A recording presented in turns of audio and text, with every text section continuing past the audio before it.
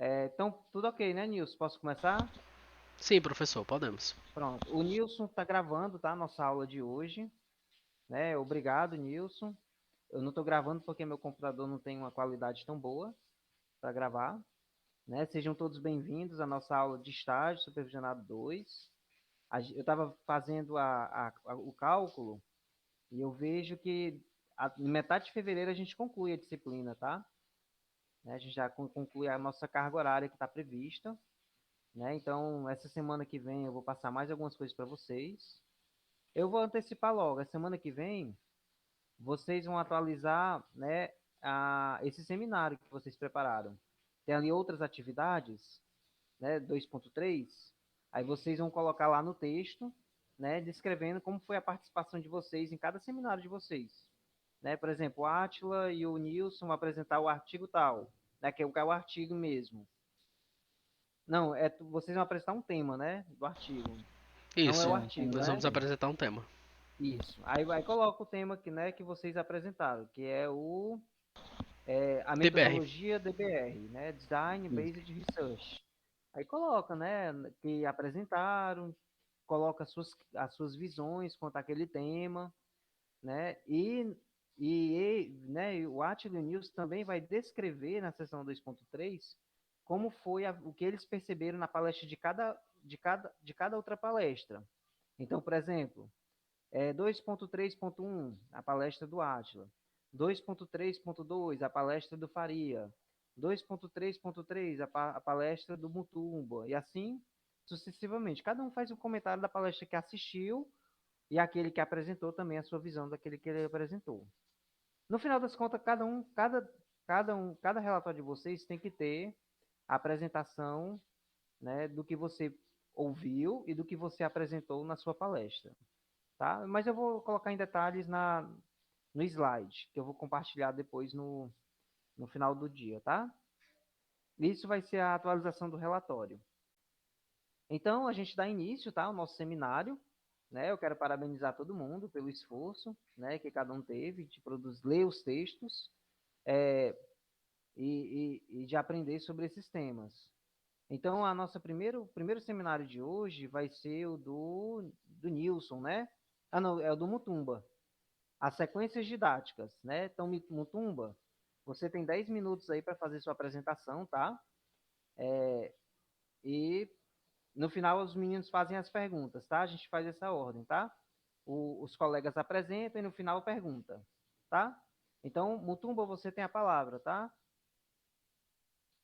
Boa sorte.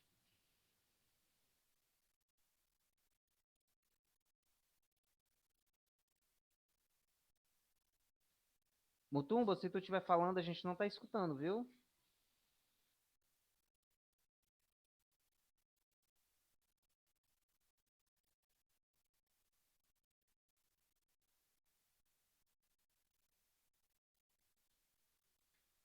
Mutumba? Ah, tá entrando agora. A gente não tá te... Espera aí, deixa eu ver aqui. O meu microfone, meu áudio tá ok. Sim, professor. Pronto, agora estamos te escutando, Consegue? viu? Tá. E conseguem ver o slide? Professor? Sim, consigo. Sim, conseguimos.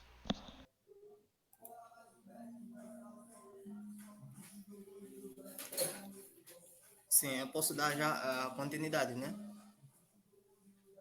Tá, tô vendo aqui, viu, Mutumba? Sim, tá. Primeiramente, boa tarde a todos, colegas. Boa tarde, professor Aurélio. Mais uma vez, estou aqui para apresentar o meu seminário com o tema as sequências didáticas. Como vem, né, eu sou Mutumba José Ferrão Manuel, do curso de Física, do sétimo semestre. Então, continuando, primeiramente,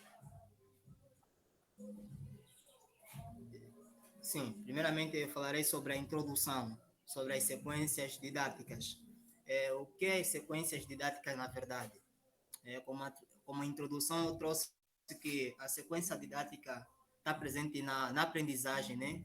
Está presente na sala de aula, e faz parte do ensino pedagógico de uma determinada escola, né? Que nessa mesma sequência didáticas, que são conjunto de atividades que os professores ou professoras dão nos seus alunos para simular ou compreender as determinado conteúdo, né? Para a realização de certos objetivos educacionais. Essa é a introdução que eu trouxe. Então, no desenvolvimento, eu trouxe um autor, né?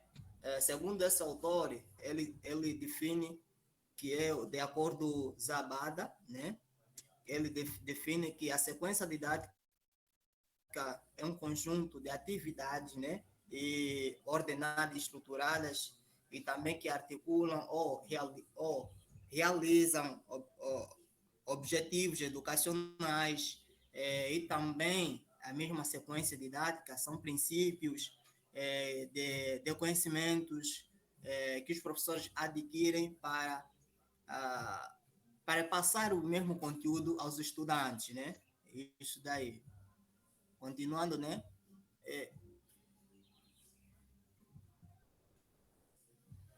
Conseguem me ouvir perfeitamente? Conseguimos sim, Mutumba. Sim, eu tô te ouvindo, viu, Mutumba? Sim. Dando a sequência, né? Por outro lado, também, eu trouxe que as sequências didáticas também estão presentes nas atividades, né? Que já tinha dito anteriormente na introdução, né? Que os professores ou professoras realizam na sala de aulas com alguns objetos didáticos, né? Para a compreensão dos conteúdos. Isto é referido à física, né? Uma vez que somos estudantes de física. E não só, né? Pode ser também um professor de matemática, de biologia, de geografia, de sociologia. E, para mais compreensão, ele pode trazer um objeto que tem a ver com o nosso cotidiano para os alunos compreenderem o mesmo conteúdo. Então, a sequência didática também explica todos os detalhes que um professor pode trazer na sala de aula.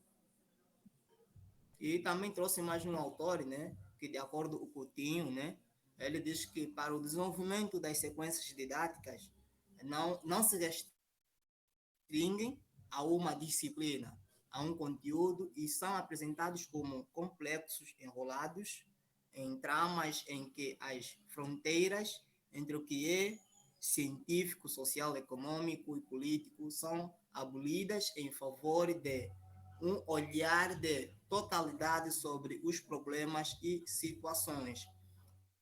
Conforme que eu já disse, né, nos parágrafos anteriores, né? Essas sequências didáticas, eles apresentam em várias disciplinas, né? Que eu já referi acima, né? Como biologia, física e tantas outras disciplinas, né? Apresentam conteúdos complexos que envolve métodos científicos na sala de aula para a transmissão de conteúdo nos mesmos alunos. Então, a conclusão, né, eu trouxe como conclusão, né, portanto, as sequências didáticas são muito importantes na estrutura educacional, né, para a realização de certas atividades do docente para a compreensão dos conteúdos do ensino e aprendizagem. Essa é a referência que eu trouxe e agradeço por tudo e obrigado.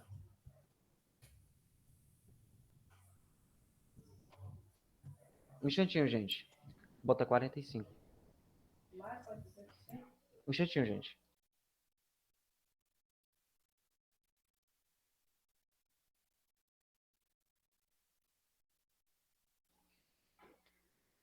Parabéns, Mutumba, por sua apresentação, né? O que eu queria, né, destacar, né, na questão da sequência didática é que a sequência didática ela é a forma mais simples, né, que você tem de abordar um determinado assunto, né? Você, né, qualquer estratégia que você definir lá na sua sala de aula para um determinado assunto, né, ela pode virar uma sequência e com isso, né, essa sequência, ela geralmente está atrelada a alguns objetivos, sem muito se preocupar com os métodos, né, e com a avaliação em si, né? Então, é um ponto que tem que se destacar sobre a sequência didática. Então, parabéns, tá, Mutumba, por sua apresentação. A única sugestão que eu tenho a colocar, viu, Mutumba, né, para que você melhore nas próximas apresentações, é que evitar textos de caixa alta, né?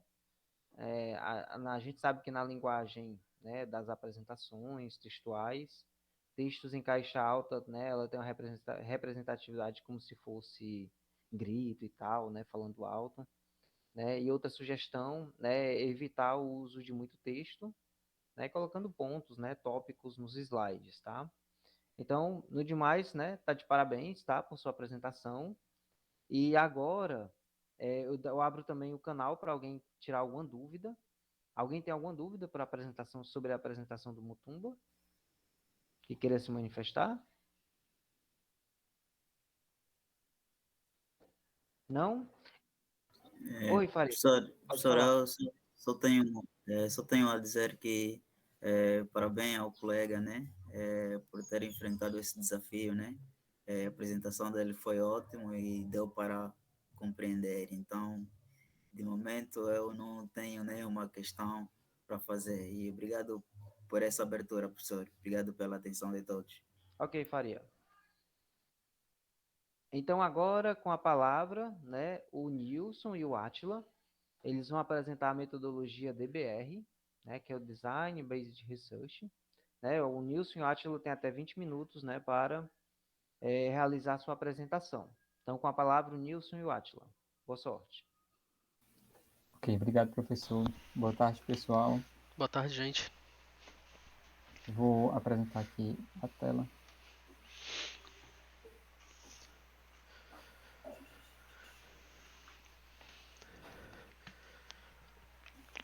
Vocês conseguem ver aí tudo direitinho?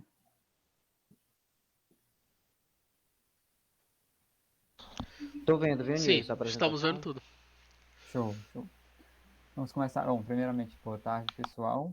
Eu sou o Átila e vim apresentar esse trabalho juntamente com meu colega Nilson. A gente veio falar sobre a parte do texto que fala de Design Based Research, ou o DBS.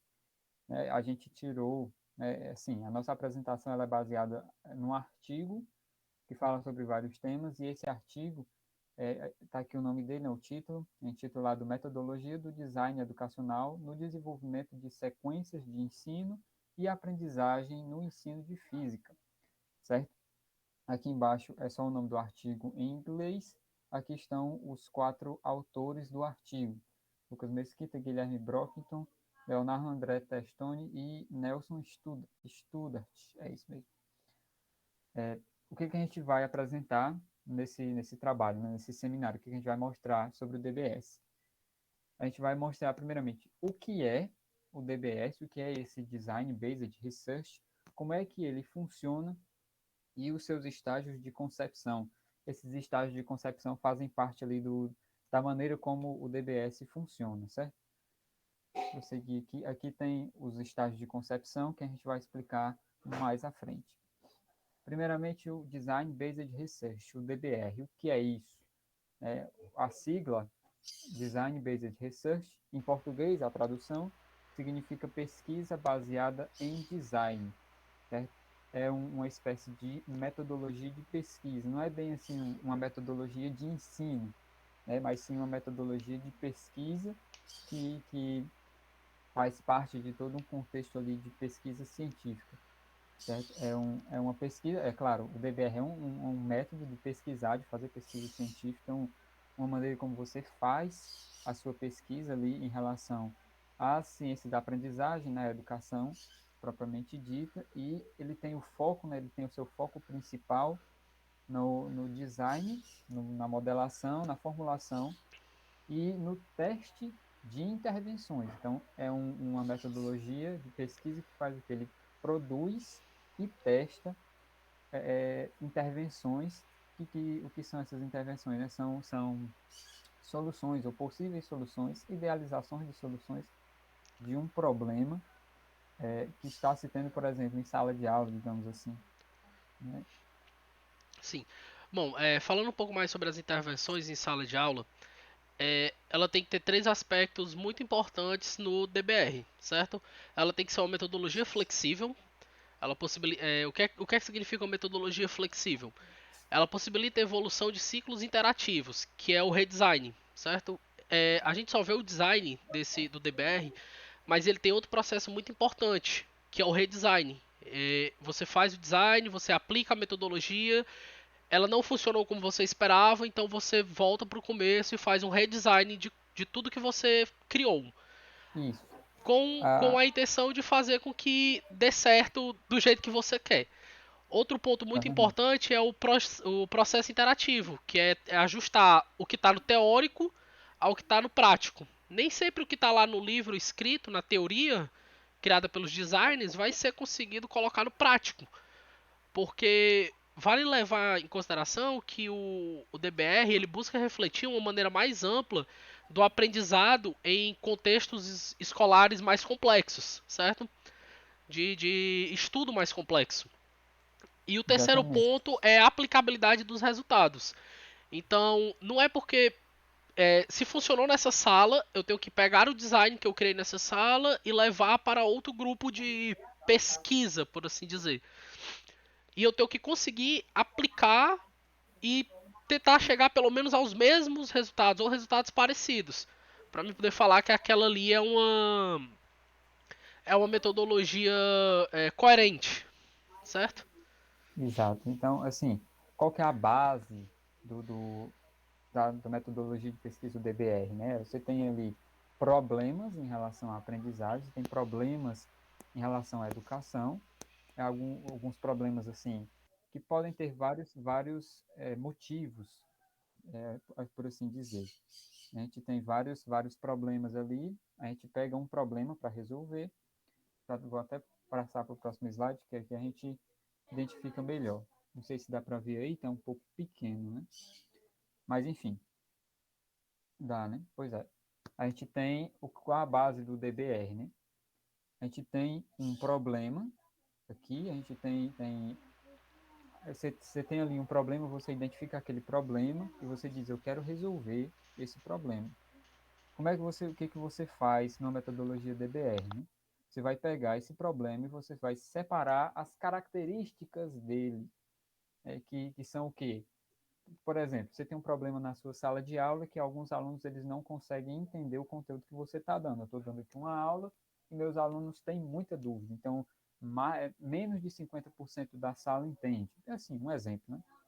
Menos de 50% da sala entende.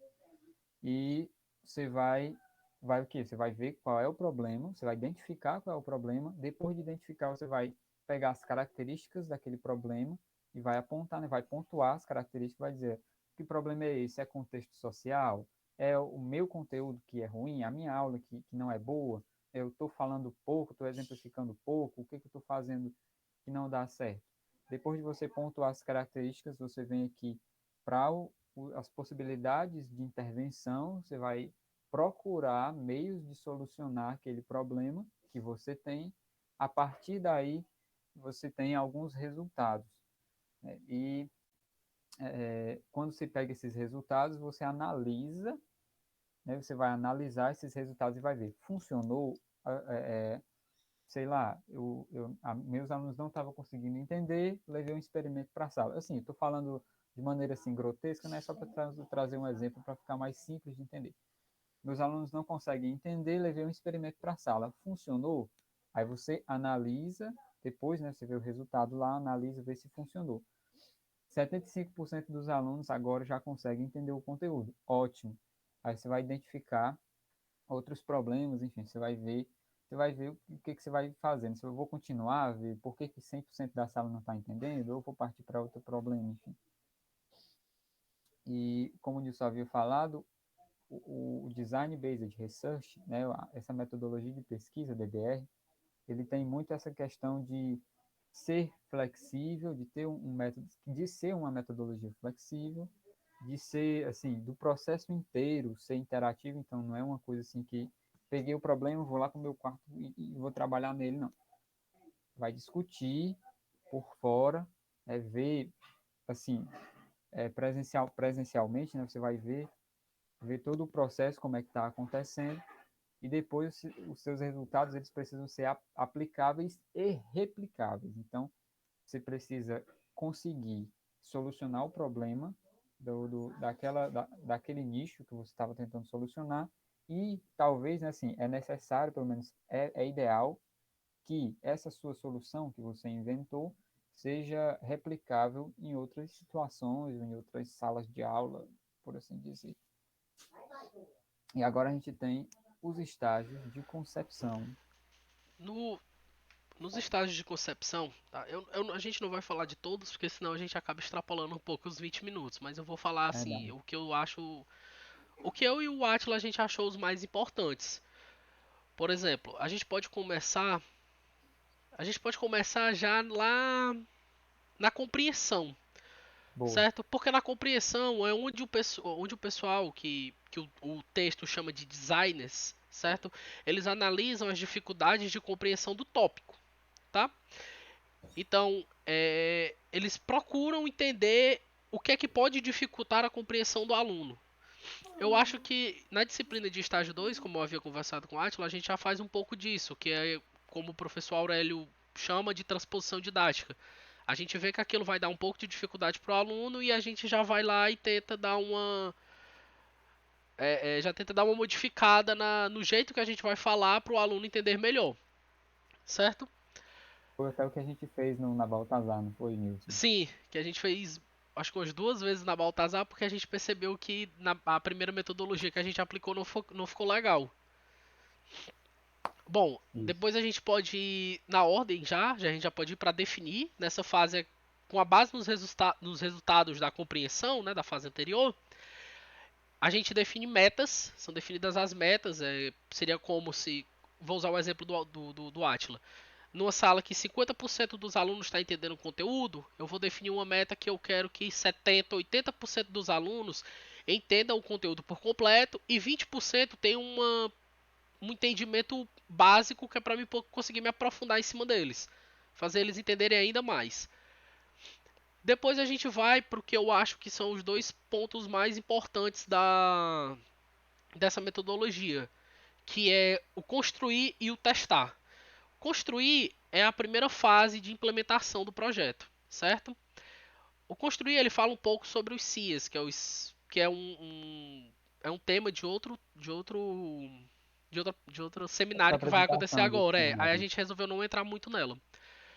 E o testar é onde acontece o que a gente falou da retroalimentação desse sistema. Se a gente testar e não ficou do jeito que era esperado, que era projetado e que era definido nas metas, a gente vai ter que voltar, certo? Até o ponto da concepção, que é onde você cria o projeto, você vê tudo de novo, você vê onde você errou, você vê onde seus alunos estão com dificuldade e coloca em prática isso. Vale lembrar que eu e o Atila a gente abordou uma visão de licenciados em cima do artigo. A gente não quis ver só como um artigo científico, a gente quis olhar com outros olhos. Então é por isso que a gente Verdade. já traz algumas tentativas de aplicação em sala de aula. Certo? Atila, Exatamente. pode passar, Pode, cara. Pode. pode ir? Sim. Aqui já vem as referências. Aqui são as referências dos artigos que a gente usou e das pesquisas que a gente fez de fora. A gente pesquisou alguns outros artigos também sobre o mesmo assunto, mas geralmente eles falavam sobre as mesmas coisas e os mesmos tópicos. Dificilmente eu não consegui achar nada novo em cima disso. Bom, assim, só recapitulando, né? O DBR ele é o quê? É uma metodologia de ensino? Não. É uma metodologia de pesquisa, pesquisa acadêmica, pesquisa científica, que visa a solução de problemas por meio de intervenções, é o que a gente chama de intervenções, que são esse design de projetos, de ideias que venham, assim, que são implantados e que venham a melhorar, a sanar, pelo menos, esses problemas, que podem ser problemas de aprendizagem dos alunos, podem ser, né? A gente fala de aprendizagem, que é justamente essa visão de licenciado que o Nilson falou, que a gente colocou. Eu lembro que até a gente citou conversando que foi o que a gente fez na Baltazar, quando os alunos disseram, coloquem mais imagens aí nos slides, porque o slide com imagem ajuda a gente a entender mais, enfim. É um, é um, é um exemplo que é do nosso cotidiano, né, que a gente pode citar, que a gente agia de uma certa forma, os alunos entendiam, mas boa parte deles não entendia. Qual foi a nossa intervenção para isso? Foi adicionar imagens nos slides, por exemplo, e melhorou consideravelmente. Além de melhorar o entendimento dos alunos, melhorou na nossa elaboração, né, no nosso jeito de pensar para elaborar um conteúdo. E, claro, essas são as nossas referências, essa é a referência do artigo, isso é onde a gente pegou ainda alguma parte assim para entender melhor. E, isso é tudo. A gente agradece a atenção de todos.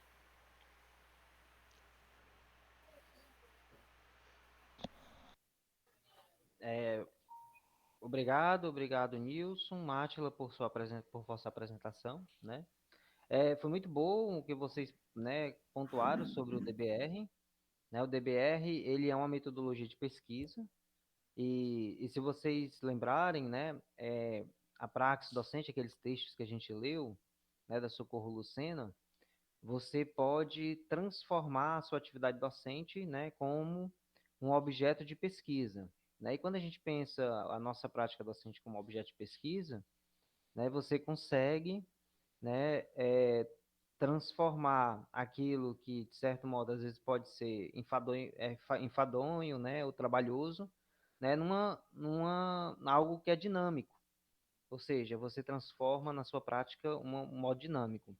É, eu, eu vou, eu, eu conheço colegas, né, que sempre reaproveitam seus planos de aula, né, e a aula, né, e eu tive professores, né, que eram assim, né, o professor, ele pegava lá, né, eu tive bons professores, né, e por coincidência eram esses bons professores que tinham, né, as suas anotações de aula, e eles sempre faziam do mesmo jeito, né, a verdade é essa, né, sempre faziam do mesmo jeito, e, e eles não pensavam, né, na avaliação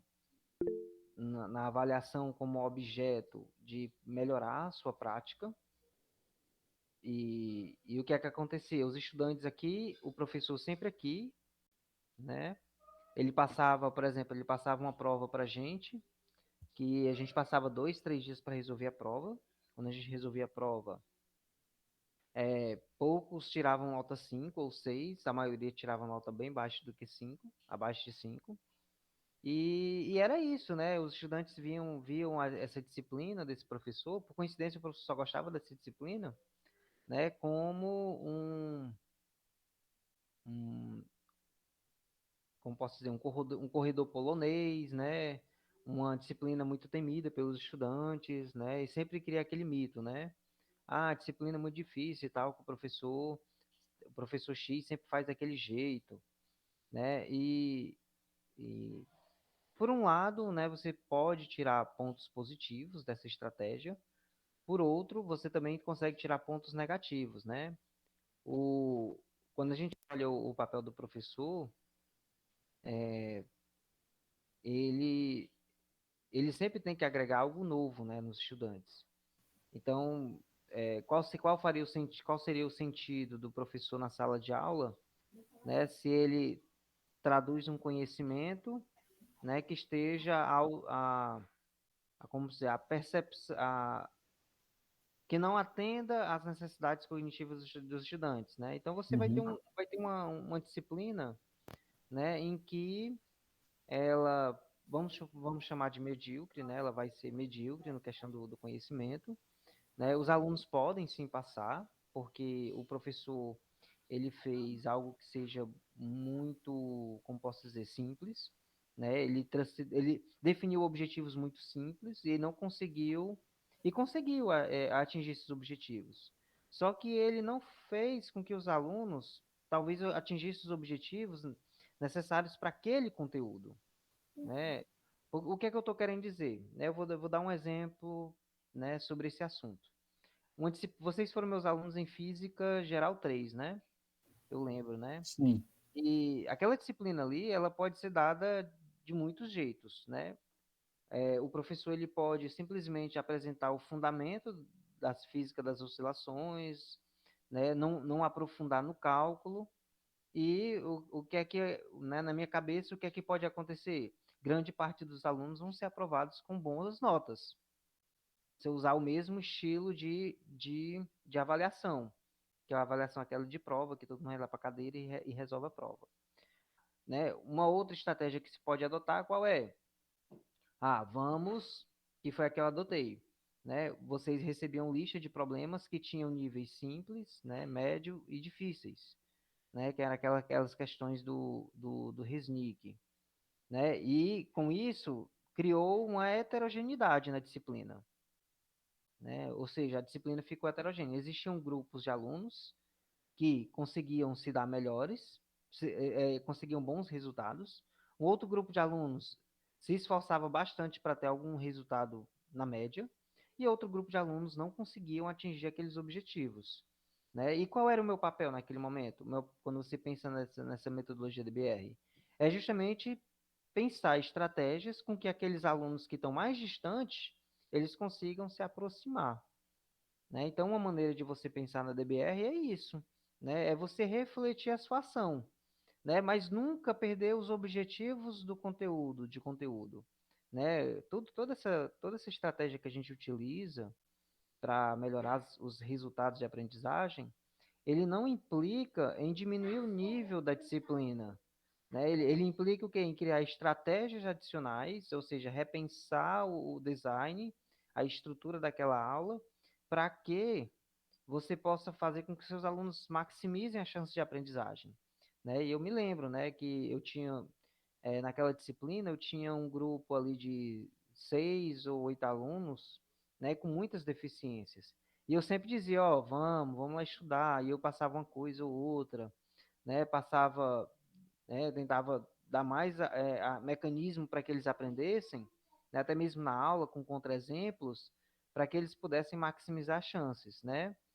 E, né, mesmo assim, né, só 2 não conseguiram, né, atingir os objetivos, e os outros, né, eu acredito que atingiram sim os objetivos.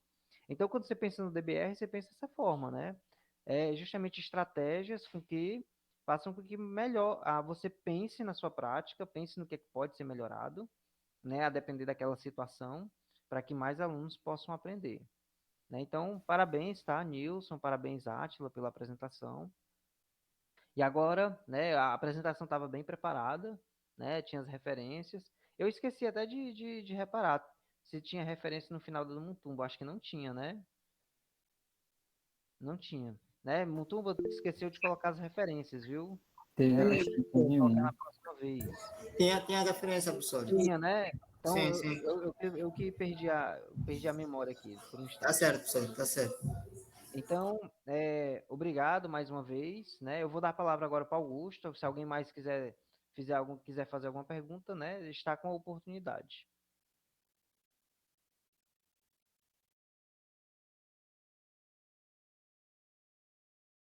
Augusto, pode falar, viu? Sim, professor. Não, era sobre a referência que você estava a falar.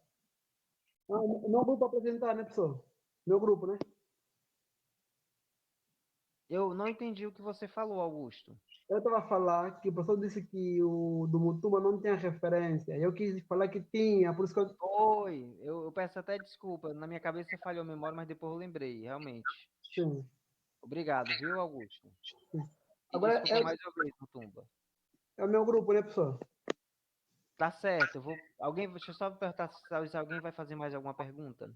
Ah, Alguém vai fazer mais alguma sim, pergunta? professor, era só Oi, no Faria. caso, na referência que os colegas fizeram, acredito que foi um erro digital, é mesquita. Eles meteram mesquisa. Foi, eu notei quando você falou, Tá Faria. certo, obrigado, No, Faria, pela valeu. correção. Na referenciazinha da imagem, ficou mesquisa, teve um que ficou mesquisa. Parabéns, parabéns, colegas, parabéns. Valeu, Faria. Eu vou ter que dar um garimpo aí do slide, viu? Então agora, né, nós vamos passar a palavra para o Francivânio e o Augusto, né, que irão apresentar as unidades de ensino potencialmente significativa, que é o EPS. Então, Francivânio e Augusto, né, vocês têm até 20 minutos para fazer a apresentação, tá? Com a palavra vocês. Certo, boa tarde, gente. Eu justamente. Tô ouvindo, viu? Estamos ouvindo. Boa tarde, Francivânio.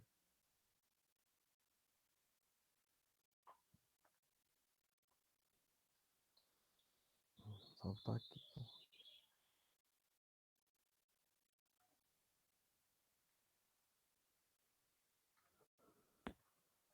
Já dá para ver a apresentação aí? Assim. Sim? Bem, a gente vai falar, né, sobre as unidades de ensino potencialmente significativas, as UEPs, eu juntamente com a Augusto. Mas primeiro, o que é UEPs, né? O que é essas unidades?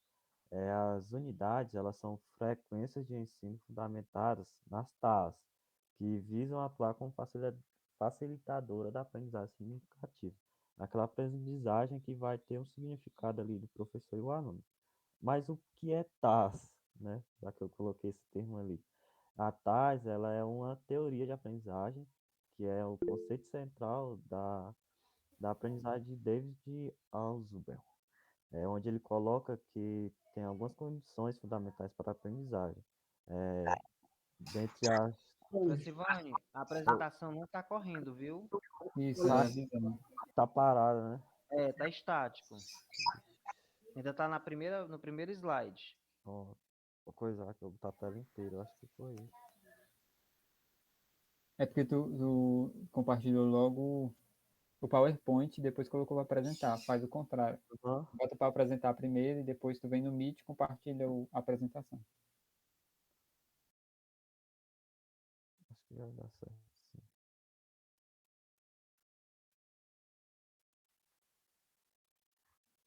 Deu certo agora? Não. Foi, agora foi, agora foi. Ó, passou? Pronto, agora deu Passou, certo. Pronto, passou. Webs. pronto. Voltando, né? O que é o EPS? São, né, unidades de ensino potencialmente significativas. Elas são sequências de ensino fundamentadas na TAS. A TAS eu vou explicar o que é no outro slide, né? E ela visa atuar como facilitador de aprendizagem significativa. Ou seja, é uma aprendizagem que vai ter o significado entre aluno e professor. Agora, o que é TAS? A TAS ela é uma teoria de aprendizagem significativa.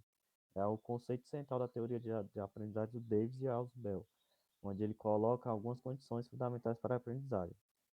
Uma delas, né, é que o material a ser aprendido ele seja potencialmente significativo, e a outra é que o aprendiz manifeste disposição positiva para aprender.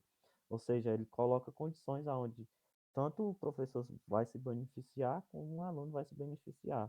A aprendizagem dele vai ter um significado maior. E qual é o objetivo das webs, né?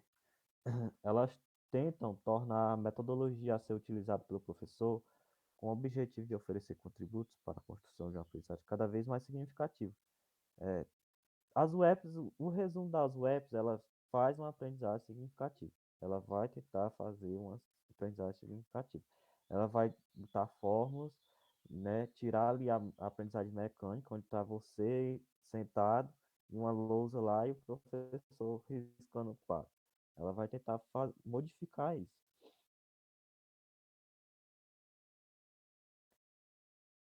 E aqui alguns pontos em relação à criação das webs, que é destacado no texto que o professor disponibilizou, como é o conhecimento prévio é variável, pensamentos, sentimentos e ações estão integrados no que se aprende, né?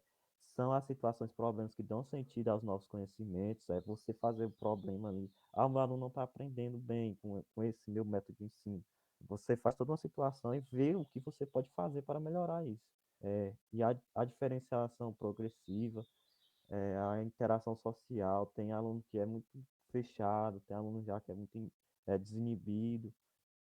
Isso tudo conta para uma melhor aprendizagem. E aqui é um esquema de funcionamento das webs. Primeiro, você vai pegar a definição de um conteúdo ou tópico, tipo, eu vou usar aqui, né, três leis de Newton. Aí eu vou coletar os conhecimentos prévios dos alunos sobre as três leis de Newton e depois vou propor situações, problemas. Onde você vai usar as três leis de Newton, por exemplo. E a apresentação do conteúdo geral para o específico. Eu vou falar tudo sobre as três leis de Newton para os alunos. Eu estou usando aluno e professor como exemplo, tá? E as três leis de Newton, né? Eu vou falar tudo sobre o que eu sei, as três leis de Newton para os alunos. Eu vou ver o que eles conseguem absorver. E vou aumentar a complexidade da exposição do conteúdo. Eu vou usar imagens, gráficos, dinâmicas. E depois eu vou retornar ao tipo, as três leis de Newton, a segunda lei de Newton, é força igual a massa vezes aceleração, sabe? Só usar só o básico. Aí eu vou avaliar se nesse todo esse procedimento eu vi que melhorou ou piorou o rendimento dos alunos. E depois vai ficar, né, a avaliação final. Eu vou avaliar tudo que eu fiz para ver se a UEPS que eu programei deu certo. Agora eu vou passar aqui para o colega Augusto. Sim, boa tarde, colegas.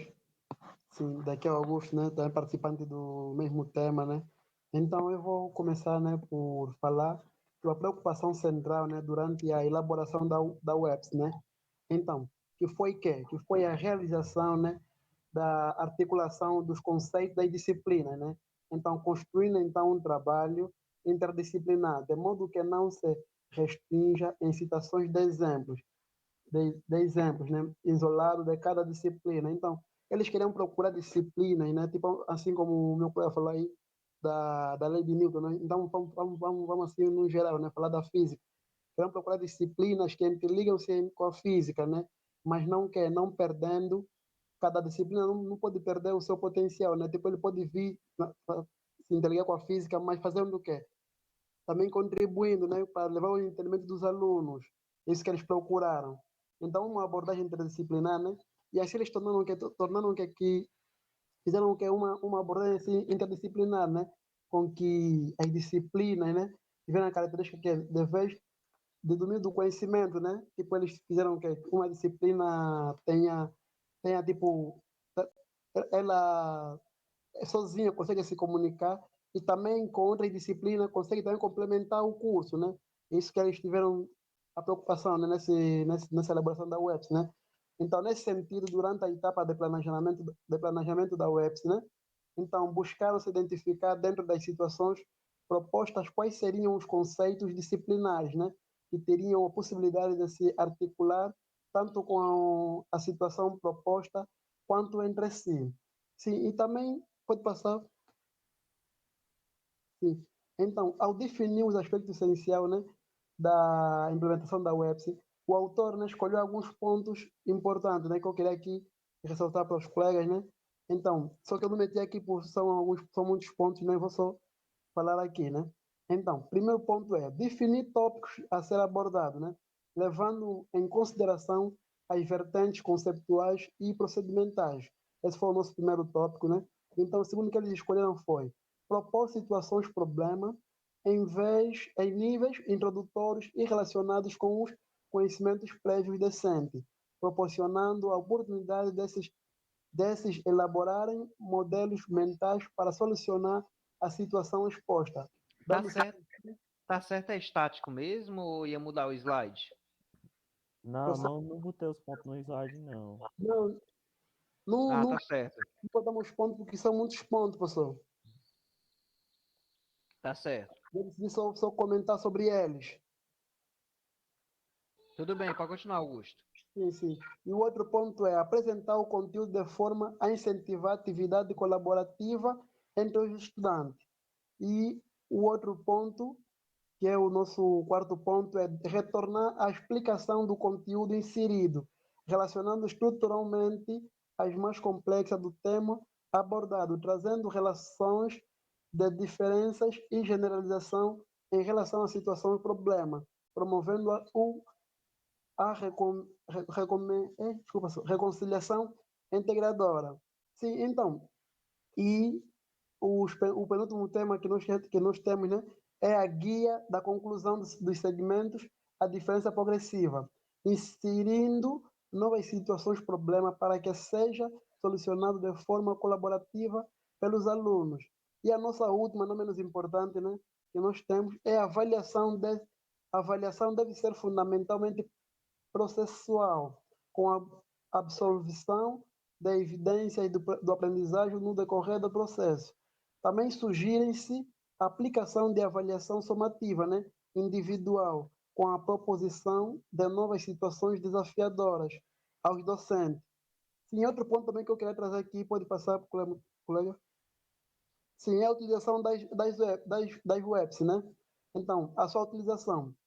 Então, apresenta-se como uma importância recurso didático para auxiliar na construção da aprendizagem dos estudantes e para o professor no trabalho com os conceitos.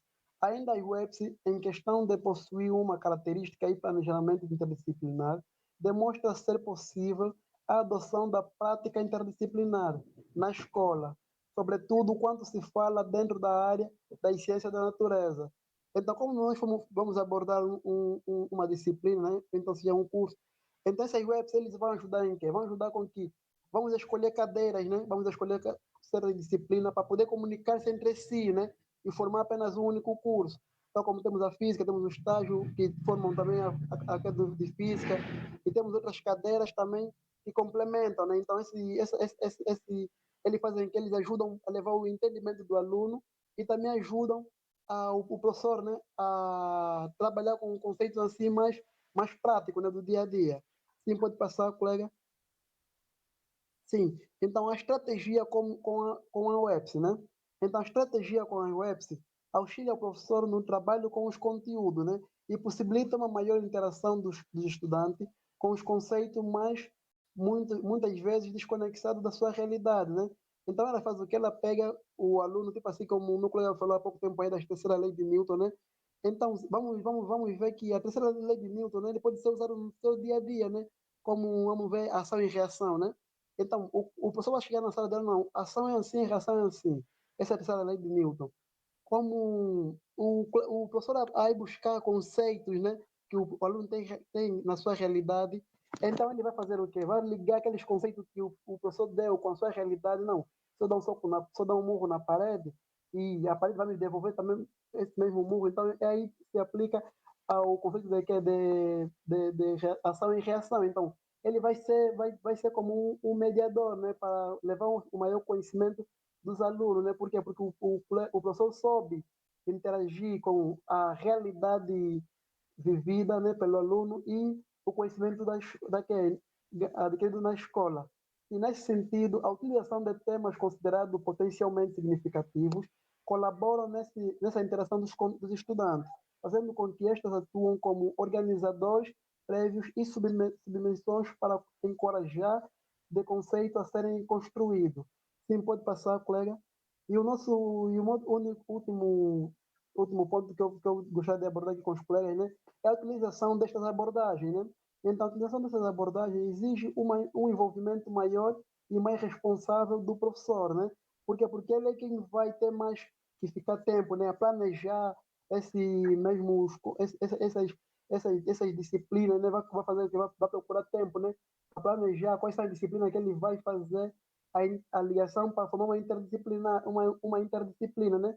E assim, desse jeito, né, pós o trabalho com o conteúdo torna-se mais sistemático e com conexões entre os mesmos, sobretudo na qual tange a abordagem interdisciplinar. Sim, então, desse ponto aqui, gostaria que o colega passasse, né, para nós fechar o tema. Sim, colega. Sim, então o meu colega trouxe uma que, né, do Augusto Cury, então que diz assim, educar não é repetir palavras, é criar ideias e encantar. Isso aí mostra muito bem como é, né? Tipo comunica-se com o nosso tema que nós trouxemos, né? E são as webs. Sim, então dando isso, né? Só tenho que agradecer ao professor e aos colegas pela atenção. É isso, gente, muito obrigado.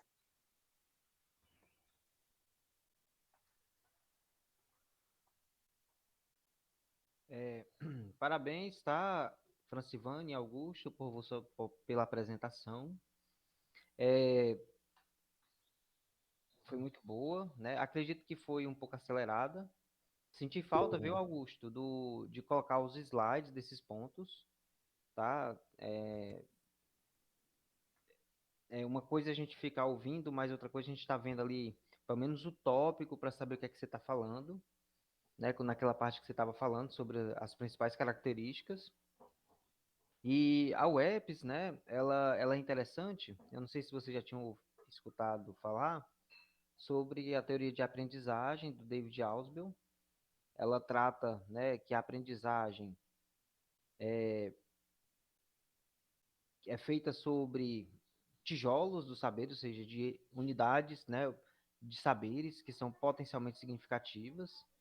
E para que você possa, né, transmitir um novo saber para o aluno precisa ter um subsunsor, ou seja, um conhecimento prévio.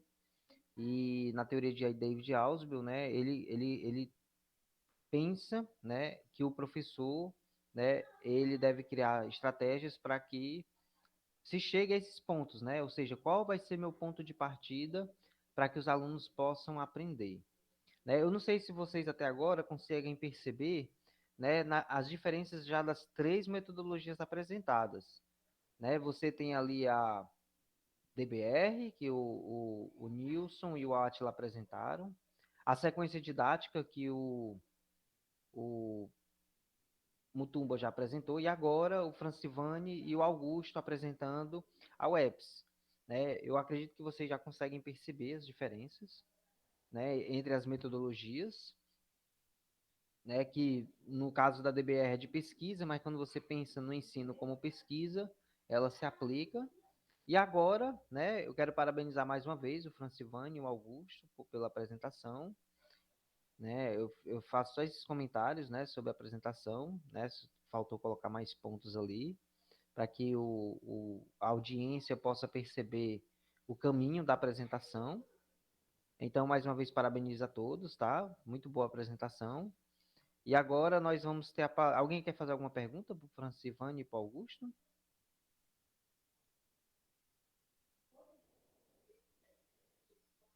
Não, né? Então agora nós vamos para a última apresentação do dia, né, que é o Faria e o Besna, que irão apresentar aspectos e estruturas das sequências de ensino-aprendizagem, né, o CEA. Esse artigo, justamente, ele tenta fazer, né, algo híbrido entre essas metodologias, e agora vamos, né, e foi publicado recentemente como é o nome do pesquisador? É o Mesquita et al., né, que foram o professor Lucas, Guilherme, Leonardo e Nelson Studart, né, são pesquisadores da área de ensino. Então, com a palavra agora o Faria e o Besna.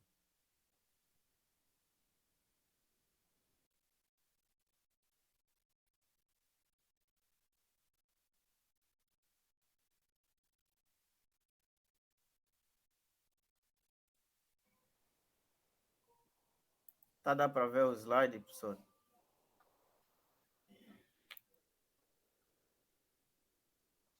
Tá, dá para ver o slide? Tá dando pra ver, amigo. Não.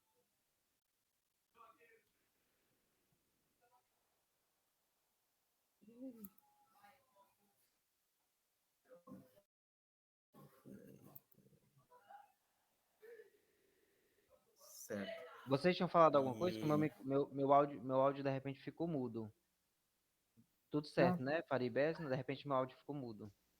Tudo certo. Foi só que ele tinha perguntado se estava aparecendo a apresentação na tela. Certo. Tá. Tá, tô vendo aqui a apresentação, viu, Novamente, tá? Faria? Dá para aparecer, não? Tá, tô vendo. Certo. Obrigado. Obrigado. Saudação a todos, novamente. Estamos aqui na disciplina de estágio supervisionado 2, né? Na qual é orientado pelo professor Dr. Aurélio Wisno, né? Que é professor da Unilab, né? No Instituto do ICE, no curso de Física. Então, nós somos estagiários, né? Na qual quem fala é o Faria e o meu colega Besma, que daqui mais alguns minutos ele vai tomar a palavra. Então, dando continuidade, nós falaremos sobre aspectos e estruturas das sequências de ensino e aprendizagem CA, conforme o professor já acabou de referir. Então, nós, nessa nossa temática, para assim termos uma compreensão melhor, nós extraímos essa palavra que é ensino e aprendizagem. O que é realmente ensino e aprendizagem? De acordo com algumas pesquisas que nós fizemos, né? Fomos mais além do artigo que é nos proporcionado pelo professor, nós conseguimos compreender que o ensino e a aprendizagem ela é um processo que deve ser definido, né, como um sistema de troca de informações entre docentes e alunos. O que é que isto quer dizer? De acordo também ainda a alguns autores, por exemplo, não mencionei aqui o autor, mas vou fazer a questão aqui de falar, né? O Mário Sérgio Coleta, ele é um escritor, ele também tem transmitido várias palestras, na qual o seu orientador foi o Paulo Freire, né? Ele diz que a construção em si, historial do Paulo Freire, foi simplesmente na grande humildade. Então, para que o ensino e a aprendizagem atinja os seus objetivos, para que haja aquela sincronia, então é necessário que o ensino deve ser recíproco. Razão pela qual o próprio Paulo Freire, ela tem em alguns dos seus livros, ele menciona que o aluno aprende com o professor e o professor também aprende com o aluno. Então, é mais ou menos assim essa reciprocidade. Logo, o CA, o que é realmente CA? CA, nós conseguimos entender que é uma atividade de pesquisa interventiva.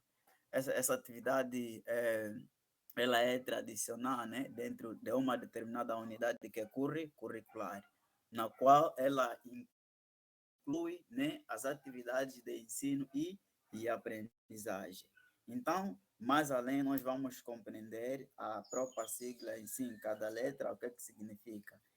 Logo, nós estamos a ver aqui, né, o S é a sequência, o E é ensino e o A é aprendizagem. Então, a sequência de ensino e aprendizagem. De acordo com os autores do artigo, né, que estamos a nos referir, eles começam a dizer o seguinte, que a própria CA em si, ela proporciona a evolução na criação de CA. Isto é porque pois os professores, né, ao usá-la, necessitam dominar e compreender uma série de aspectos que envolvem esse mesmo processo. Então, essa sequência de ensino e aprendizagem é bastante importante e os autores trazem esse ponto para que nós possamos ter aquele conhecimento em que realmente ele é uma série, né, de aspectos na qual envolve o ensino e aprendizagem. Logo, eles também ainda continuam a dizer que é um instrumento didático. Então, aquilo que se diz que para que uma aula seja compreensível pelos estudantes, então, obviamente, o professor deve se fazer o autoavaliação, né? Ele deve compreender se realmente os estudantes compreenderam ou não. Então, o professor deve ser um didático. Logo, o mesmo artigo também traz uma figura tão importante, que é a figura 4 lá no artigo, que é o losango didático, não é isso? Na qual este losango didático nós temos ali na base mundo material e no topo temos o conhecimento científico e nos laterais nós temos o professor e aluno. Então, por que eles trouxeram esse losango, né? Então, eles perceberam que, né, na sequência de ensino e aprendizagem, nisso, o trabalho, tanto como ciência contempla o mundo do aluno, como também, né, o professor se conecta com o quê? Com o discente. Observem que quando estamos a falar de discente, realmente também estamos a falar mesmo de alunos. São palavras que são diferentes, mas tem a mesma lógica. Então, este aqui é um losango tão importante, é um losango na qual, né, o professor e o aluno em si, né, esse losango compreendem o próprio universo em si, né? Nós estamos num mundo material, né, onde exige que o estudante deve ter um conhecimento científico e o professor também, para que possa transmitir os seus conhecimentos, né, então é necessário que ele passe numa determinada sequência de conteúdos. Então, era mais ou menos esse ponto que nós trouxemos e vou dar a palavra ao meu colega Besna para que ele possa dar a sequência. Obrigado pela atenção.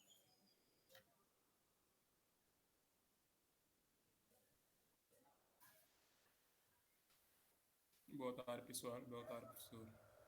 Agora, dando a continuidade, vamos falar de uma outra contribuição importante que influencia e tem grande influência nos trabalhos relacionados à sequência de ensino e aprendizagem. Por favor, parem lá assim, Farias. E é o grade. Essa grade foi propostada pelo Timbergen e Marcherat. Não sei se pronunciei os nomes direito. Então, o que essa grade faz? Essa grade ajuda os pesquisadores e os professores a projetar e a poder analisar uma sequência de ensino e aprendizagem. Ainda na mesma grade, a grade integra o quê? As hipóteses e o papel sobre o conhecimento inicial do aluno. E ao integrar-se dois papéis, que é a hipótese e o papel sobre o conhecimento inicial do aluno, ela permite também ao designer, a pessoa que vai modelar a sequência de ensino e aprendizagem, permite ele analisar e compreender o conhecimento a ser ensinado e o conhecimento que o aluno já possui de antemão. Por favor.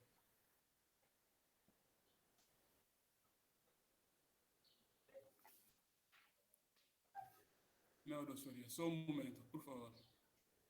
Farias, para a apresentação, deixa que eu continue aqui a Sim, apresentação. Para a apresentação, vou continuar aqui certo. porque falta uma imagem ali, naquele slide.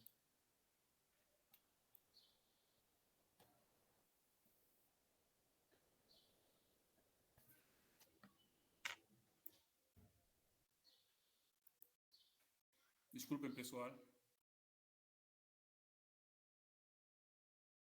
Ok, Besna, sem problemas.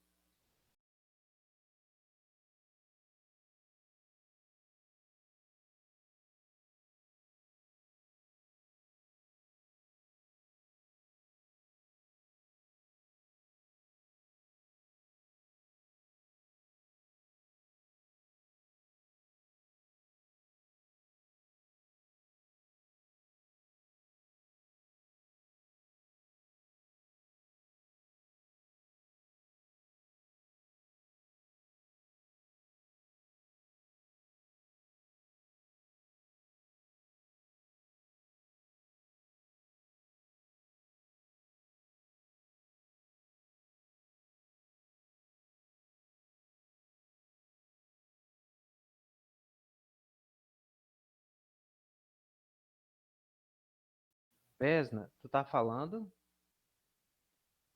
Que eu não tô ouvindo nada, não. Meu Deus. Desculpe, estou a falar aqui com o microfone Ok. desligado. Desculpe. Então, eu estou a falar que o designer vai conseguir analisar e compreender os conhecimentos que vai ser ensinado e o conhecimento que o próprio aluno possui de antemão.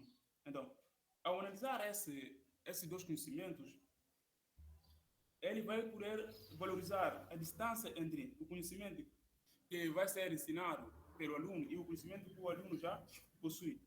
E nessa comparação, ele vai poder fazer a comparação através das duas dimensões. Quais são essas dimensões? Ela vai fazer a comparação do conhecimento do cotidiano do aluno e o conhecimento científico.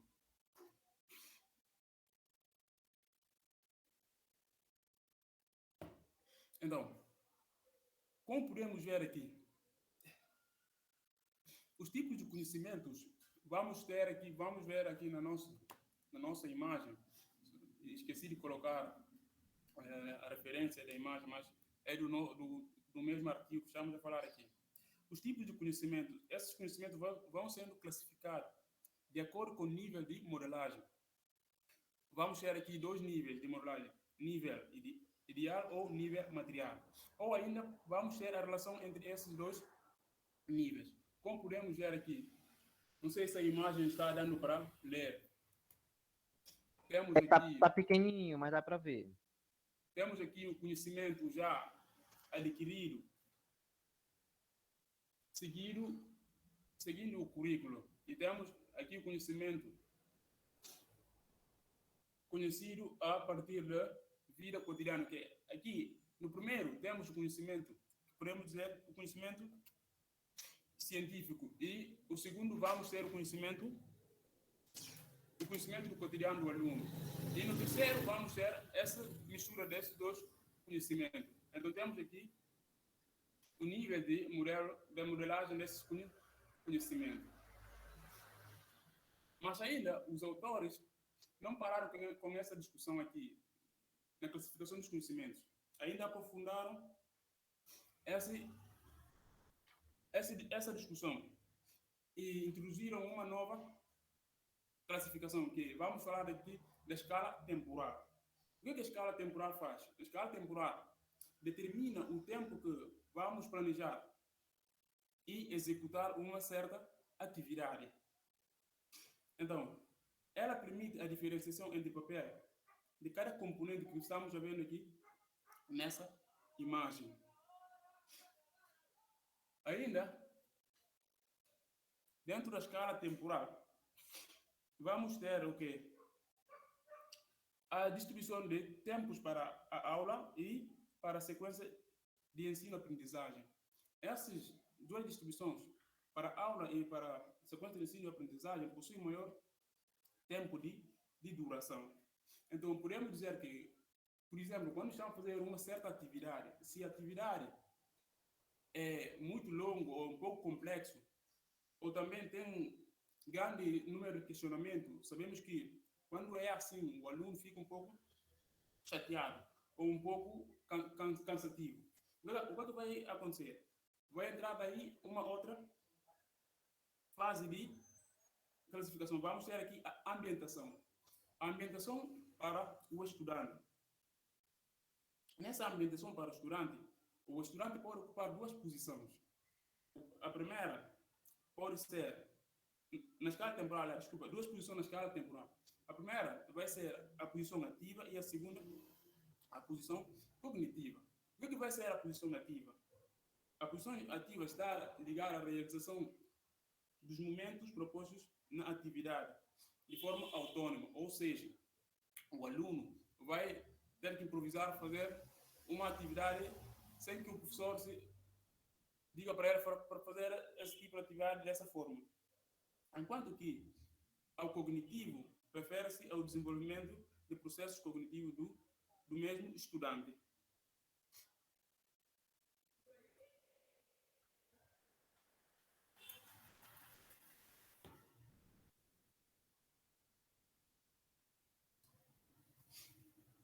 Ainda de acordo com ainda de acordo com esse artigo, não vamos só parar aqui, podemos ainda aprofundar mais quando introduzimos outros parâmetros. Por exemplo, quando estamos a falar da diferenciação entre ensino e aprendizagem, ainda não vamos só limitar nessa escala temporal, na classificação de escala temporal. Ainda podemos avançar mais. E quando vamos avançar mais, vamos introduzir outras atividades, ou seja, outros pontos. Outros pontos que, por exemplo, podemos falar da teoria de aprendizagem. E quando vamos introduzir esse ponto da teoria de aprendizagem, ainda vamos muito mais profundo nessa prática de ambientação. Agora vamos falar um pouco sobre a modelagem.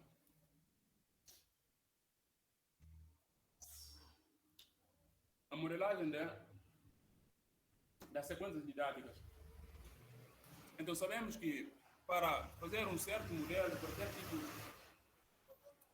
de atividade ou qualquer tipo de instrumento, é um processo bastante complexo.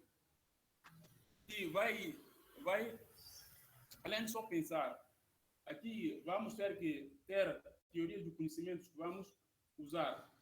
E essa teoria de conhecimento vai ter que estar unidos com os conteúdos científicos que vamos querer ensinar e também os objetivos traçados dentro dessas atividades. Então, como é que vamos fazer esse modelo? A explicação vai estar na instrução de design.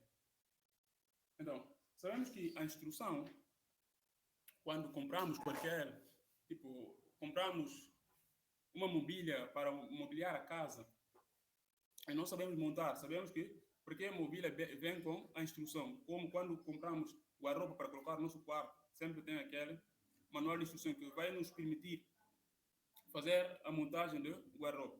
Também no design é a mesma coisa. Vamos ter que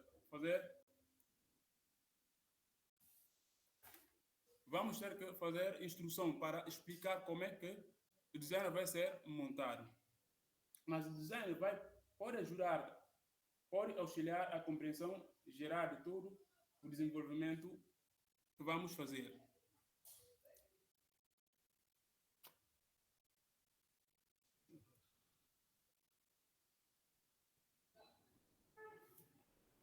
Ainda na instrução de design, vamos ter a caracterização de contexto educacional. Quando estamos a falar da caracterização de contexto educacional, significa que vamos colocar informações ligadas ao currículo que vamos usar e vamos colocar informação ligada aos alunos, ao professor e também bem como às restrições institucionais e ao calendário acadêmico.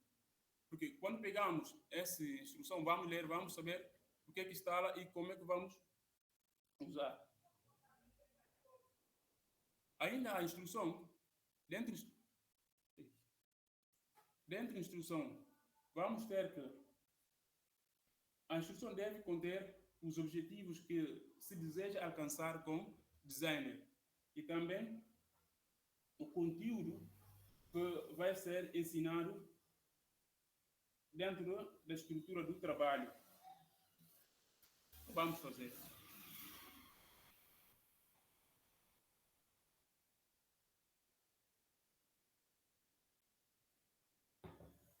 Desculpa, estou bebendo.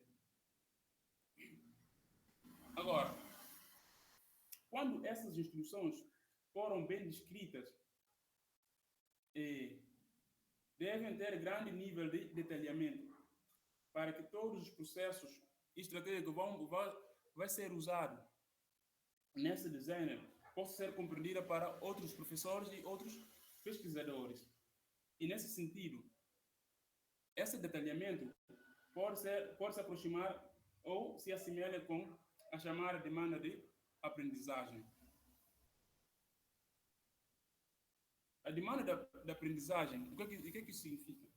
Demanda da aprendizagem enfatiza que a criação de sequência de ensino e aprendizagem necessita ter todas as concepções prévias ou todo o conhecimento do aluno e juntamente com os conceitos e o discurso científico que vamos querer ensinar ao aluno.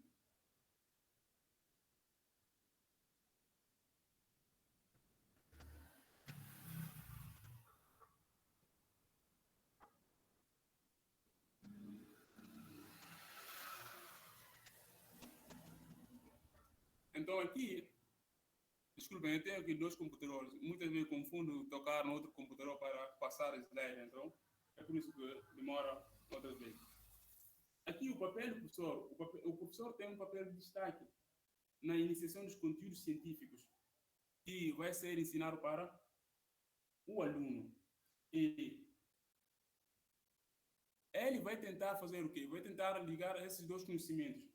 O conhecimento do cotidiano do aluno e o conhecimento que o aluno vai aprender. Ou seja, vamos ter aqui dentro desse conhecimento, vamos ter a linguagem social, que é a linguagem usada no cotidiano do aluno, e a linguagem científica. Aqui o aluno vai aprender no decorrer do processo.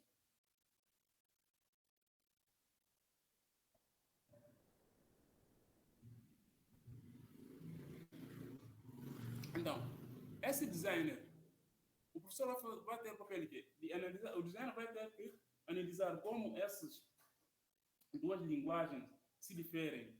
E também o professor vai ter que compreender as 3 outras naturezas de demanda de aprendizagem. Vamos ter aqui a demanda conceitual e a demanda ontológica e a outra demanda é epistemológica. Só falar um pouco rápido dessas 3 demandas. Vamos ter que a conceitual é que é o processo de caracterização das descrições de um fenômeno ou o conhecimento prévio dos alunos sobre esse fenômeno. E ontológico está ligado à compreensão da natureza de um ente, enquanto que a epistemológica refere-se à necessidade de conseguir reaplicar os conteúdos já aprendidos em situações adversas. Ainda dentro do artigo temos ainda outros modelos para a elaboração de sequência de ensino e aprendizagem. Vamos ter aqui reconstrução educacional e o outro a didática francesa, ou seja, engenharia da didática. A reconstrução educacional vamos ter que ela é entendida como abordagem construtiva, na qual a linguagem científica e a concepção dos alunos são igualmente importantes com construção de aprendizagem. Ou seja, aqui nessa reconstrução educacional, de acordo com o artigo, os autores dizem que um certo conceito é o resultado de uma certa pesquisa. Pode ser um consenso pelo certo número de pesquisadores, mas ainda pode ser reconstruído para ser estudado. Enquanto que na didática francesa,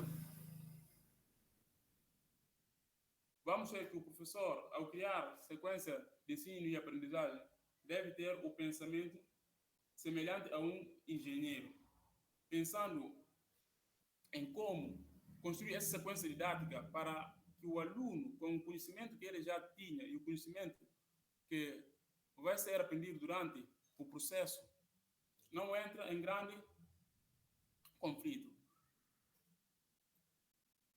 Essas aqui são as nossas referências, que é o artigo. E obrigado.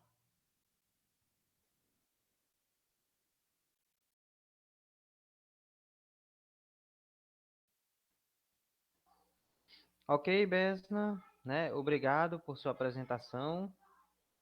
E é bem interessante, né, o trabalho que os autores trazem. Eu não sei se alguém ficou com dúvida, né? Se alguém tiver alguma dúvida, pode se manifestar. Parabéns, tá, Faria e Besna, pela apresentação. A gente vê aí no trabalho deles, né, como se fosse algo misturado, né, entre o DB e a UEPS, e onde nessa metodologia a preocupação com o conhecimento prévio do aluno, ela se torna presente, como também a necessidade de ressignificação da sequência didática também se faz presente. Então, fica aberto aí para quem quer fazer algum comentário ou também para dúvidas. Parabéns, Faria e Besna, mais uma vez pelo trabalho. Alguém quer falar alguma Obrigado. coisa? Pode ficar à vontade.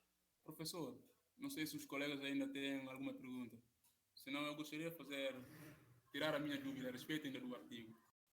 Tudo bem, Besna, pode ficar à vontade.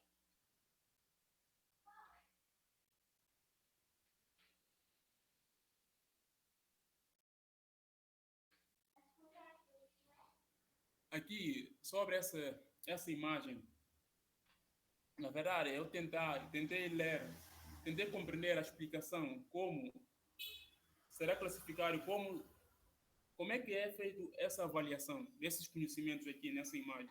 Só que, logo no parágrafo a seguir dessa imagem, não explicou como é feito essa avaliação. Porque aqui temos os conhecimentos e a mistura do conhecimento. Temos, do outro lado aqui, os modelos que é a classificação. Só que temos cada pontinho aqui. Então, esse pontinho, o que significa? Será que todos esses conhecimentos estão ligados? Aliás, todas essas classificações estão ligadas a esses conhecimentos? Eu vou compartilhar aqui minha tela para eu explicar. Eu percebi também nessa tua explicação algo também que ficou meio confuso. Então, eu vou transmitir aqui. Transmitir uma janela.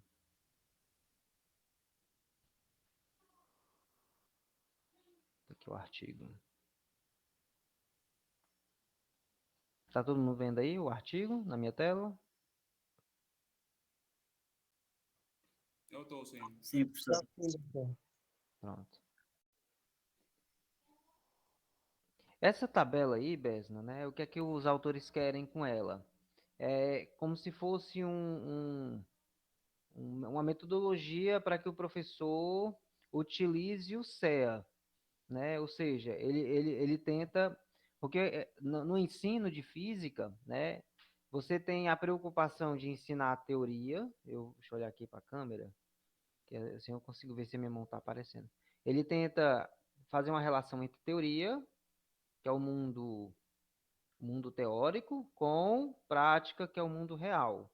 Então, quando a gente ensina física, ciência, a gente sempre tenta fazer um paralelo entre esses dois saberes, né? Até que ele fala como dimensão, né? Tem uma imagem que você utilizou que ele diz que isso é a dimensão epistemológica, né? Existe uma, uma, uma, uma separação entre o mundo teórico e o mundo real.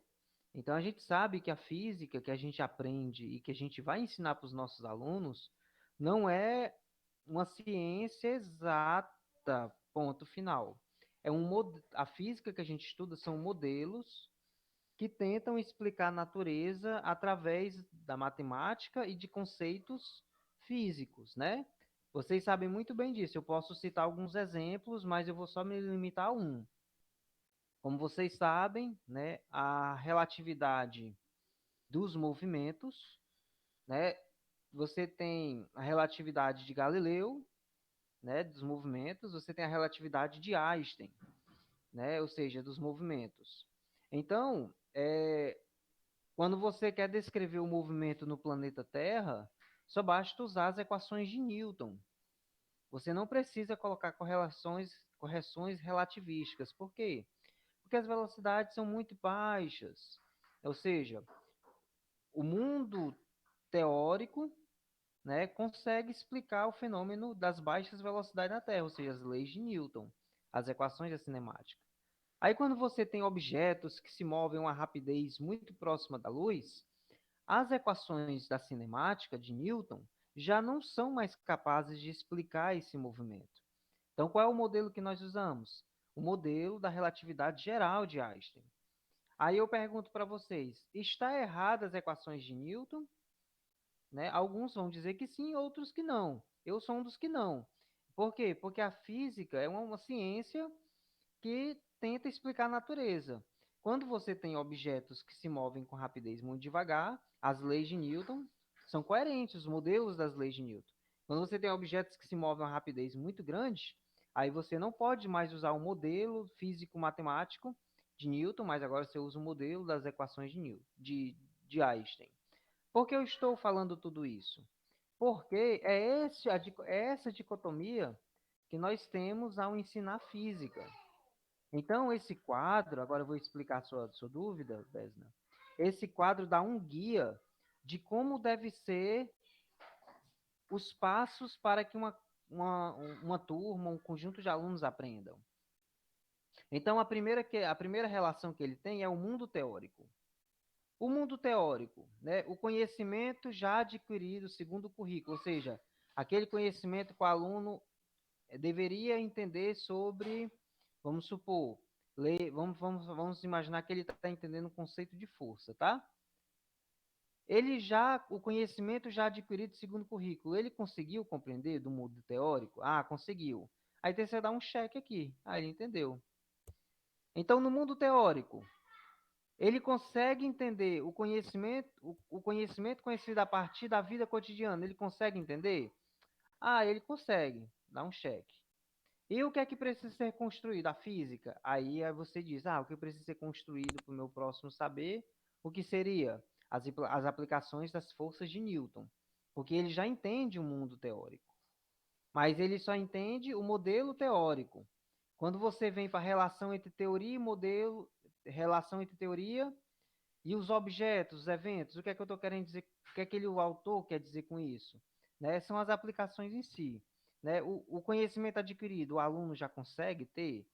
Ah, ele não consegue. Então, o que é que a gente vai fazer? Eu vou criar mecanismo para que eles entendam a relação que existe entre as forças, as forças, ou seja, a terceira lei de Newton, com aplicações, né? Pode ser uma aplicação em resolver problemas, pode ser uma aplicação através de um experimento.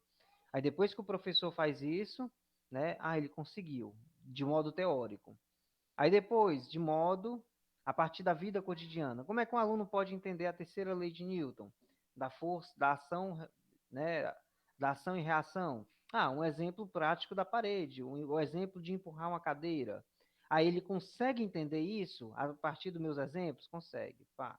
Aí o professor conhece o cheque, né? E o que é que tem a ser construído da física entre a relação? Né? É justamente a,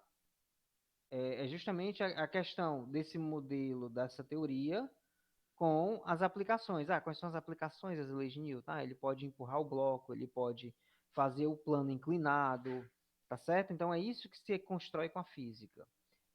Aí, depois que ele faz, né, o seu aluno consegue entender o mundo teórico, a relação entre teorias e objetos, aí agora ele vem para o mundo dos objetos, os eventos, né? Ou seja, é o mundo, né? São realmente o mundo aplicável das forças de Newton. Né? Um exemplo, né? Onde é que se aplica o conceito de força? Se aplica em molas, né? Que é justamente a força elástica. Onde é que se aplica as forças? As forças de contato.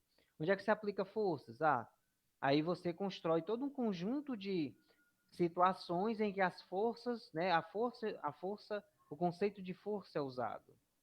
Então o conhecimento já adquirido segundo o currículo. O aluno consegue reconhecer isso? Consegue.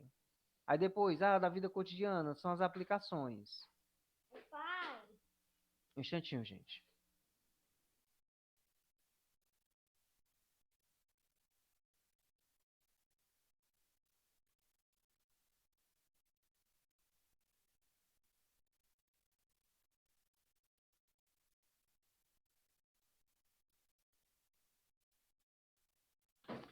Gente, desculpa, viu? Então, é justamente isso, entendeu, Besna? É você fazer a relação do que o aluno aprendeu, ou seja, do mundo teórico, com o mundo dos objetos, ou seja, os objetos que se aplicam o conceito de força, e esse conceito de força com seus objetos, com o conhecimento que já foi adquirido segundo o currículo, ou seja, aquilo que o aluno já aprendeu, né? Ou seja, de certo modo, os conhecimentos prévios, e o conhecimento a partir da vida cotidiana, ou seja, o mundo real. Então, essa tabela ela serve para justamente guiar os passos da ação docente dentro da física.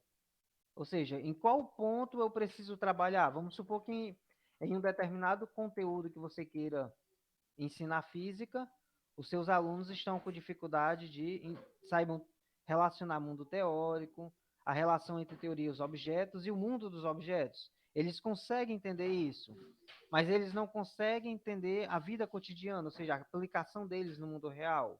Aí você vai, em vez de que você né, exercitar, gastar tempo em metodologias ou atividades que reforcem a teoria, você vai reforçar com atividades que reforcem o quê? As aplicações. Então, esse quadro ele serve para te guiar qual o caminho o professor seguir. Meu aluno está com dificuldade de teoria. Ele entende que existe uma prática, mas não entende teoria, aí o professor, né, ele se debruça em fazer com que a teoria melhore para o aluno. Ah, mas são os dois, aí ele cria uma estratégia. Vai ser a teoria e vai construir essa estratégia. A teoria e o mundo prático. Eu consegui tirar a dúvida ou piorei o entendimento? Eu peço Não, até professor. desculpa que Agora, o meu filho apareceu aqui de repente e eu posso ter perdido a linha de raciocínio. não, agora ficou bem claro, professor. Muito obrigado pela explicação. Eu cheguei Por aqui e nada. fiquei um pouco embolado. Tudo bem. Alguém mais tem alguma dúvida?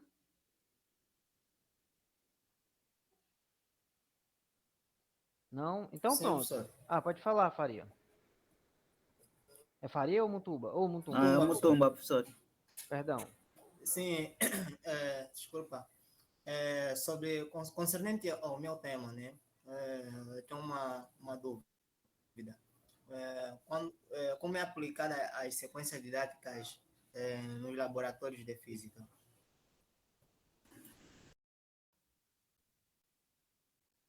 A tua pergunta deixa eu ver se eu entendi tua pergunta. Você quer saber como são aplicadas sequências didáticas no laboratório? É essa a Certo, pergunta? professor. Pronto. Sim, é isso mesmo. Uma maneira, né?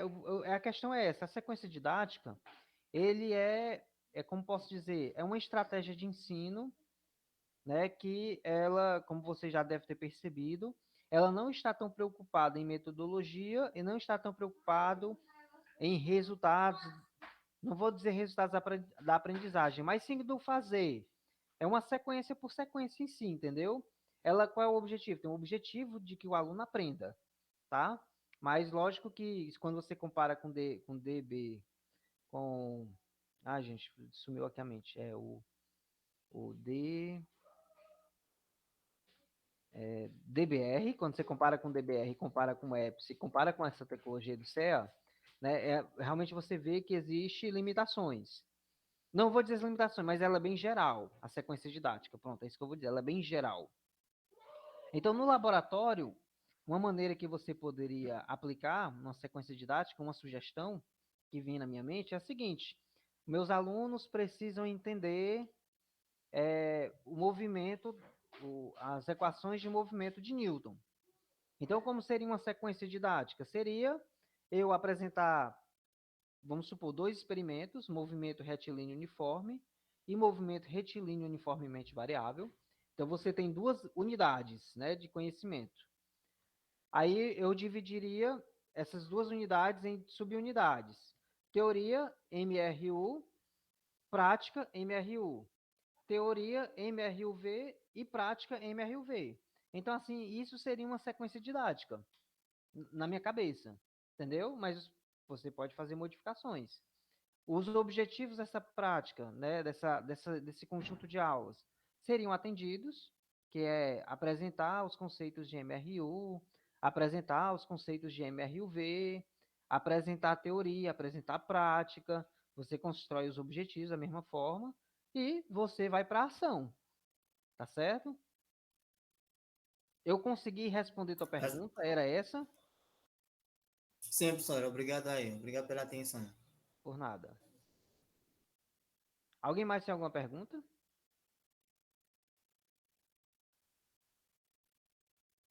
Não? Então pronto. Então a gente vai encerrando a nossa aula de hoje. Opa, pode falar, Faria. Obrigado, sim, obrigado pela explicação, professor. Nada. Quando o colega Bessman fez a questão, então ficou mais claro também. Obrigado. Por nada.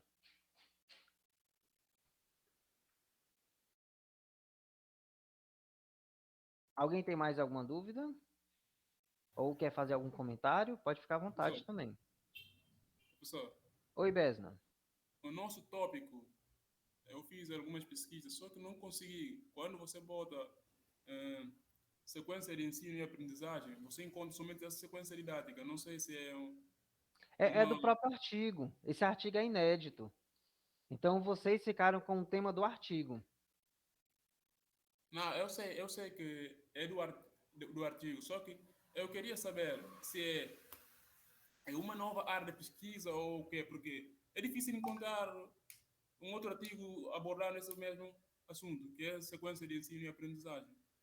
O que acontece? O Nelson Studart, né, ele é um professor, né, de área de ensino, né, e eu acredito que realmente seja algo é, inédito, né, do que ele está apresentando, até porque eu consigo ver nesse conteúdo uma mistura entre DBR e uma mistura entre WEPs, né, eu consigo perceber, e adicionalmente ele traz essa questão dos dois mundos, né, então ele faz uma mistura, né, dessas duas metodologias com esse novo insight, né, então a WEPs não, o CEA, ele surge como uma metodologia que a ação do docente, ela é preocupada no redesign, na questão de tempo, sempre está em constante movimento, a ação docente.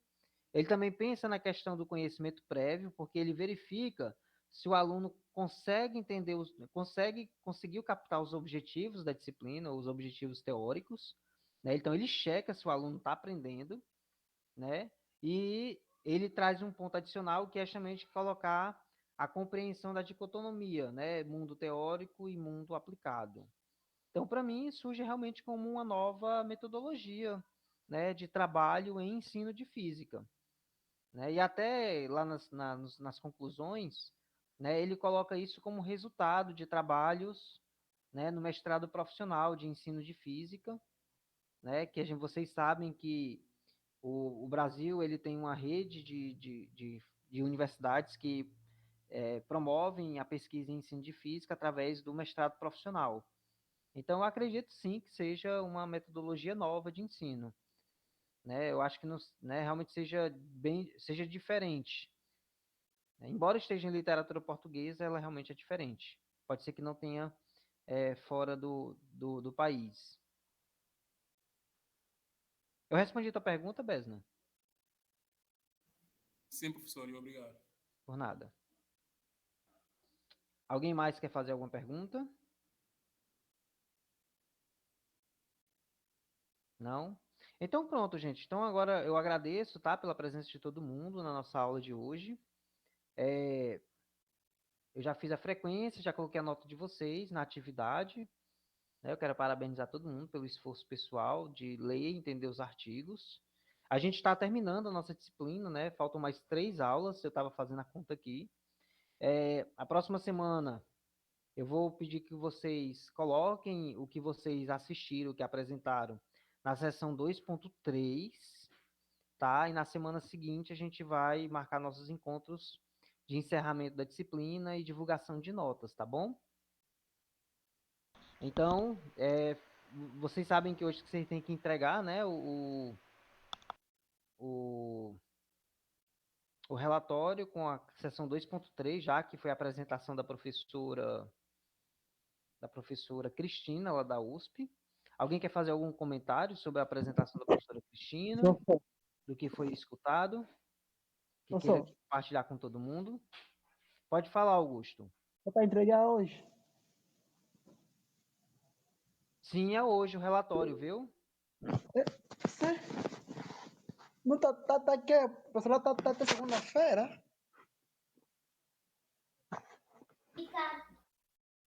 Ah, professor. Meu Deus. Tá para segunda no Siga? Sim, lá tá. Lá tá. Deixa eu ver aqui. O que pode ser que seja eu tenha colocado já segunda mesmo. Deixa eu checar aqui.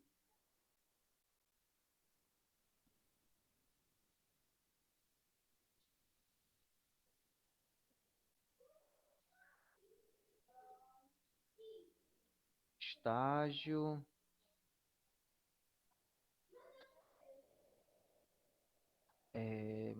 Atividades, tarefas. Ah, isso mesmo. Então, dia 20. Não, tá dia 28, né? Não, tá dia Ah, não, 31 dia do 1, 31. professor. Ah, então pronto, tá certo. Pode deixar. Não tem problema não. Pode colocar dia 31, não tem problema não, viu? Deixa lá aberto no Siga até o dia 31. Tá ótimo, até domingo mesmo. Se preocupe não, pode mandar até domingo. Tá? Professor, Eu vou fazer até o seguinte, eu vou fazer, ah não, já duas pessoas já mandaram, eu não vou fazer isso não. Eu ia estender o prazo para botar já o de hoje. Vocês me mandam a apresentação da professora Cristina até domingo, como eu marquei, e até o próximo domingo vocês vão enviar para mim o relatório com os comentários dessa apresentação de hoje, tá certo? professor, Certo. Pois não, Besna. Quem foi que falou? é, Átila? não foi eu.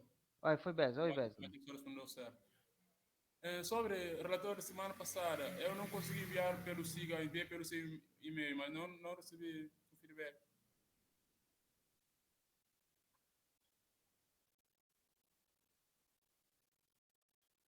Professor? Eu não respondi, não foi, Besna? Seu e-mail? Não, Ah, realmente está aqui, tá para ler ainda, é que a semana foi corrida. tá Tá aqui, certo. viu? Relatório parcial. Tem o teu, do Montuba e o do Francivani, que mandaram a correção, Tá bom. viu?